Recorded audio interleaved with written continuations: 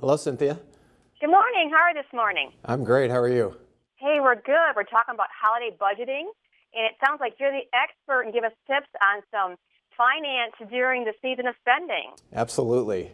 Yeah, so you got a survey going on. So tell us about this survey. What did you find? So the Country Financial Security Index found that 27% of Americans have not had a conversation with their kids about budgeting or finances. In fact, a lot of parents would rather go to the dentist, pay a speeding ticket, or even talk about the birds and the bees than talk to their kids about money. But luckily, the holidays is a real natural time to sit down and really kind of have that family meeting about budgets and what you're going to spend over the holiday season. So how can we talk to our family, approach them about these conversations, during the holidays and about spending? Yeah, the first thing is really to kind of create a budget in your mind and then have a family meeting. Sit down and kind of have realistic expectations about what you're going to do and what you're going to spend and how much things actually cost. Our survey found that almost half of people feel happier after the holiday season is over if they've actually planned and budgeted. So really kind of sitting down with your family and figuring that out is really important. You also have to have kind of realistic expectations.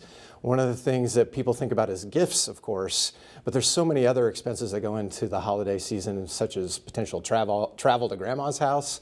You might have a bunch of extra parties at your home, and the cost of food, or even the big Christmas dinner with your family. All those things cost extra, and you have to kind of plan and budget for those as well. You mentioned gift giving. So, what advice do we have, to kind of create this plan for gift giving?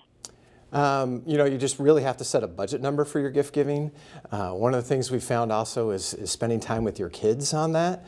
Kids don't really understand the value of the dollar, but if you actually take them shopping with you and purchase gifts, we've even found families that are using a cash system where the child's actually pulling the money out of the envelope and buying the gifts for their siblings and really kind of understanding what the differences are between a gift that they may really want to buy and what they can actually afford really teaches them the value of that type of planning and budgeting for your family. Got it. So then couples, the same thing, or how do you approach that regarding this time of the year? Yeah, one of the things we found is in most families, almost half, there's one person that's in charge of the budgets or the finances. So you really have to sit down together and really kind of commit to what that budget is. We recommend that you write it down. Some people do have that elaborate Excel spreadsheet, but at least writing down kind of the different family members and friends that you're wanting to buy gifts for and really kind of committing to those dollars of what you're going to spend is going to really help you guys or help couples communicate better and stay on the same page. Another survey found that in marital strife, about 25% of the people are getting divorced because of financial situations. So making sure you stay out of debt after the holidays and planning and budget is really going to help you in the long term. Great. Now, where can we go for more information?